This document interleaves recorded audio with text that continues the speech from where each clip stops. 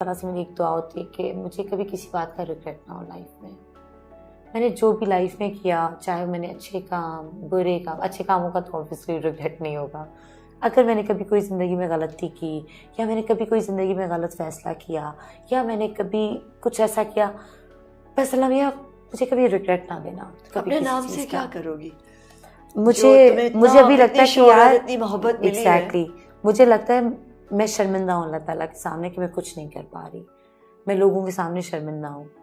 मैं बहुत कुछ कर सकती हूँ इस वक्त।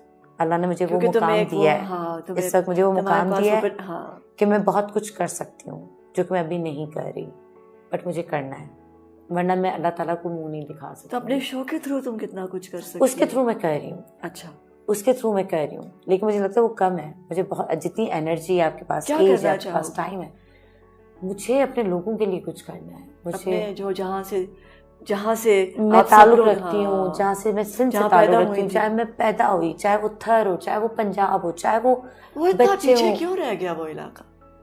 किसी ने कुछ किया ही नहीं उसके लिए। मुझे बहुत दुख होता है सिंध में। आप जाके देखे तो सही। मैं दुनिया में बहुत जगहों पे घूमी हूँ, लेकिन अभी भी आप मुझे ऑप्शन देंगी, मैं कहूँगी मैं थर जाना चाहूंगी। आप वहाँ के लोगों से मिले, सादा लोग, प्यार करने वाले। आप इंटीरियर में जाएं तो सही, किसी भी इलाके में। मुझे शर्मिंदगी होती है।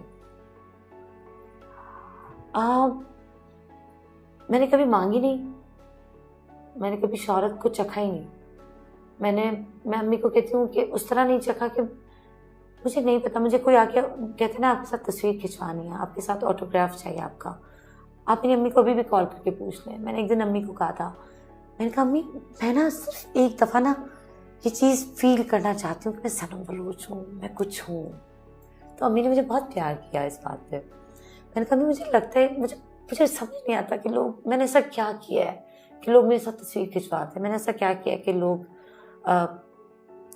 मुझे प्यार करते हैं। चलो कोई गलत बात, तो मैं एक सेकंड के लिए, और एक ये फीलिंग, और जो कि गुरूर, अल्लाह ना करे, अल्लाह ना करे, अल्लाह ना करे कि मैं कभी उस फीलिंग को चखूँ। लेकिन मैंने वो एक फरमाइश की थी, मुझे ये 2 फरमाइशें याद है अपनी माँ से। मुझे था कि एक गुरूर कि नहीं मैं कुछ हूँ, मतलब वही शोहरत की मैं कुछ हूँ।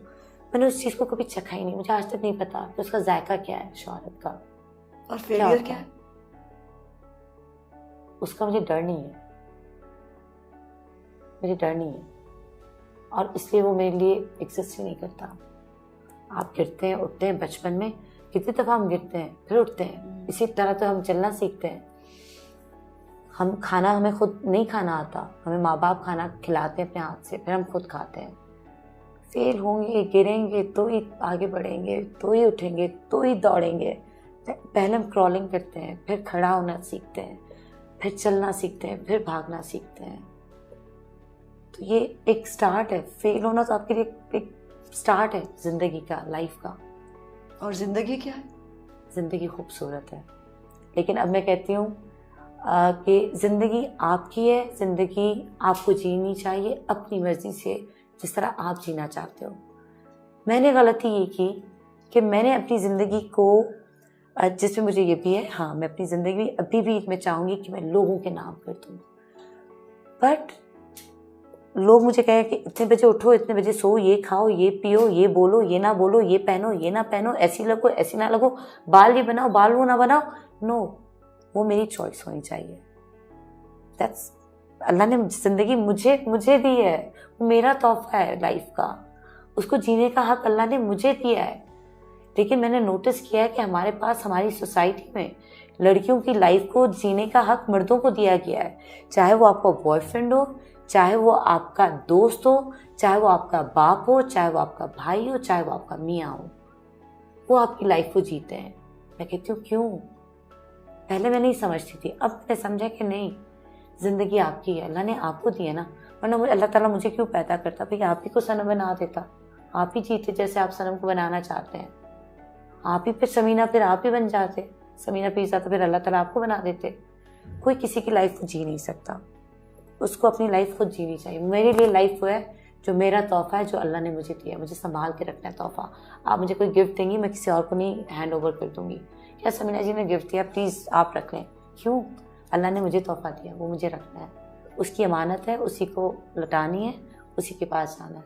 अपनी लाइफ की, अपनी गलतियों की, अपनी अच्छाइयों की आंसरेबल मैं हूँ, कोई और नहीं है। So, ओनरशिप लेना बहुत जरूरत है, अपनी लाइफ बहुत की जरूरी है ओनरशिप अपनी जिंदगी हर की, लड़की को, है ना। इसका मतलब ये नहीं है कि आप बागी उस तरह बन जाएं जिसको हाँ। शायद मैंने नहीं बोला, मे भी आपने वो, बट लाइफ को जिए, अच्छे से जिए, कोई रिग्रेट ना हो। मुझे पता है, मैं इस बात पे बहुत मुझे फ़ख्र है कि मेरे भाई शर्मिंदा नहीं होंगे कि हमने अपनी बहनों को इजाज़त दी, वो आउट ऑफ कंट्री गई, वो बाहर गई, अकेले ट्रैवलिंग करती हैं, बाहर जाती हैं, हर चीज़ के साथ है, लोगों से मिलती हैं। बट मेरे भाई कभी शर्मिंदा नहीं हुए होंगे। और मैं कहती हूँ कि कभी अल्लाह ताला ऐसा दिन ना आए कि मेरा बाप या मेरे भाई बहन शर्मिंदा हो मुझसे कि सनम तुमने क्या किया। हाँ, मैं कोई छोटी मोटी गलती करती हूँ, मैं उनके सामने रोती हूँ, मैं उस गलती पे भी शर्मिंदा होती हूँ कि मैं इतनी छोटी गलती भी क्यों की कि मुझे उनके सामने शर्मिंदा होना पड़ा। आज मेरे फादर जो हमसे सालों बात नहीं करते थे, उन्होंने दोबारा हमसे बात नहीं की। मेरे चचा हमसे बात नहीं करते, हमारा ददियाल हमसे नाराज़ है क्योंकि हम मीडिया में काम करते हैं, तो मीडिया शायद अच्छा नहीं है। क्या रिएक्शन था when you became a star? मुझे लगता है दिल में वो हमारी इज्जत करते हैं, दिल से वो हमसे प्यार करते हैं। ऊपर से एक वो जो एक बस वो एक सोसाइटी का प्रेशर, सोसाइटी का प्रेशर है, एक वो हमने एक मास्क चढ़ा दिया ना, वो मास्क उतार नहीं पा रहे, वो इतना चिपक गया है, जबरदस्ती हमने चिपका दिया उसको बचपन से, तो अब उतारना जरा मुश्किल हो रहा है। बट मेरे फादर, अब हम गांव जाते हैं तो बड़े फखरिया लोगों को बुलाते हैं, हमें मिलवाते हैं कि मेरी बेटियां आई हैं, हम जाते हैं, हम चादर ओढ़ते हैं क्योंकि वहाँ का वो कल्चर है, वहाँ के मुझे वही पहनना है। हम चादर ओढ़ते हैं, हम लोगों से उस तरह मिलते हैं, हम शलवार कमीज पहन के जाते हैं। हम बाहर निकलेंगे तो ऐसे नहीं जाएंगे तो मैं बोलूँ दिस इज माई लाइफ, तो मैं जीन्स पहन के जाऊंगी, मुझे जीने का नहीं। ये रिस्पेक्ट दे रही हो, ये रिस्पेक्ट है, ये देना जरूरी है अपने लोगों को, अपने गांव को, अपने रिश्तेदारों को। तो मुझे पता है मुझे कब कहाँ क्या करना है। आई नो जब इंसान अक्लमंद होता है तो फिर इसी तरह बात करता है और इसी तरह जीता है। मौत क्या है? मौत से मुझे बहुत डर लगता था क्योंकि मुझे तन्हाई से बहुत डर लगता है। मैं अकेले नहीं रह सकती, मैं तन्हाई में नहीं रह सकती। मैं जब छोटी भी थी ना तो मेरी हमेशा से दुआ होती थी, जिन पुप्पो को मैंने देखा भी नहीं, मैंने दादी अपनी देखी भी नहीं, मेरी 2 दादियाँ थी, मैंने उनको नहीं देखा। मैं कहती थी अल्लाह मियां मुझे ना किसी पुराने दौर में ले जाओ।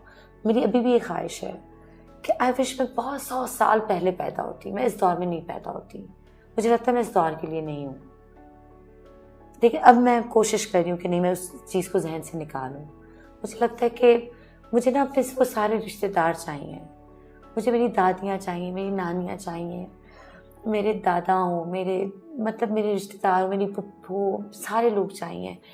तो मुझे तन्हाई से डर लगता था और मुझे लगता था जब मैं मर जाऊंगी, मैं कब्र में होंगी तो ऐसा हो कि कोई और भी मेरे साथ कब्र में, फिर मैं आराम से कब्र में मर जाने के लिए तैयार हूँ, मैं कब्र में जाने के लिए तैयार हूँ।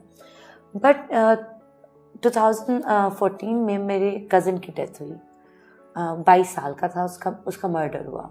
वो आर्मी में था और उससे पहले मुझे कब्रिस्तान से डर लगता था, मुझे रात को कब्रिस्तान से गुजरते हुए डर लगता था। लेकिन जब हादी की डेथ हुई, जब वो शहीद हुआ, हम सबका फेवरेट कज़न, वो भी मिलने जुलने वाला, जोड़ने वाला सबको, कोई किसी को बोलेगा तो छुपा देगा बात कि यार कोई लड़े नहीं, आपस में मिलने और साथ रहें। तो जब वो लेटा हुआ था, सामने था, मैं थ्रू आउट उसको देखती रही कि मैं उसकी शक्ल ज़िंदगी में कभी ना भूलूं। मैं हादी को सिर्फ देखती रही, उसका यहाँ पे तिल है, उसके आईब्रोज कैसी बनी हुई हैं, कैसा दिख रहा है। मेरा 22 साल का कज़न जिसकी मैं बड़ी बहन थी, वो ईद के 3rd डे आया 6 महीने बाद ट्रेनिंग करके, 6 महीने की ट्रेनिंग की, and he was so excited. और उसको ईद के 3रे दिन उसको घर पे बगैर बेगुनाह बिला वजह 3 भाइयों पे गोलियां चलाई गई, जो हमारे पास वही के घर में आके स्नैचिंग और बाहर जो होती है, और वो घर में घुस गए, बाइक पे थे।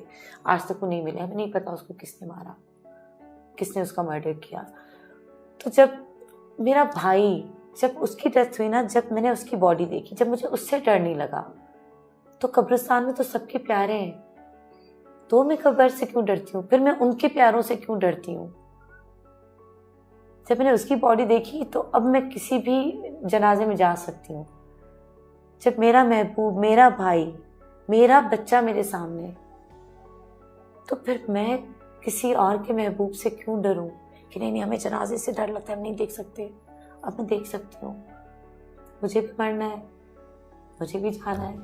मुझे लगता है अब जब मैं मरूंगी तो मैं अपनी नानी से मिलूंगी, मैं अपने नाना से मिलूंगी, मैं अपने दादा से मिलूंगी, मैं हादी से मिलूंगी, मैं अपनी उन सब से मिलूंगी। पहले मुझे लगता था कि मैं अकेली होंगी, लेकिन अब मुझे लगता है कि if I die, I'll meet them. उनसे मिलूंगी। I don't know अल्लाह ताला मिलेंगे नहीं मिलेंगे, मुझे नहीं पता, बट मेरे रिश्तेदारों से I miss my नानी अम्मा, I miss my नाना। मुझे खोने से डर लगता है, चाहे वो मेरे रिश्तेदार हो, चाहे वो माय फादर, अल्लाह उनको मुझसे लंबी जिंदगी दे। वो बीमार होते हम डर जाते हैं। अम्मी के लिए दुआ करती हूँ, मैं भाई बहनों के लिए दुआ करती हूँ। कभी कभी जब मैं इतनी स्ट्रांग नहीं थी, अब मुझे लगता है कि मैं थोड़ी सी स्ट्रांग हूँ, थोड़ी सी। मैं अभी भी नहीं हूँ, अभी भी मैं कभी सोचती हूँ बस मर जाऊँ, मैं ना जीऊँ, मेरे जीने का कोई फायदा नहीं है। मेरे बीच में एक फेज आया मुझ पे, या कभी अगर मैं सोचती हूँ कि मैं मर जाऊँगी तो क्या होगा। हादी भी तो चला गया ना, फुफू भी तो चली गई ना, नानी भी तो चली गई ना, नाना भी तो चले गए, मेरे जाने से क्या होगा। बट मुझे ये पता है कि आपके मरने के बाद पीछे बहुत सारे लोग मर जाते हैं।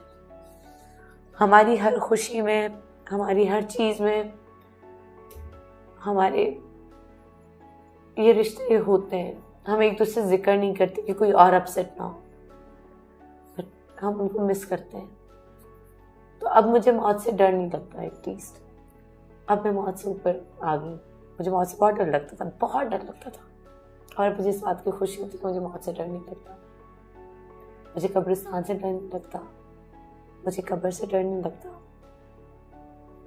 थैंक यू मेरी जान।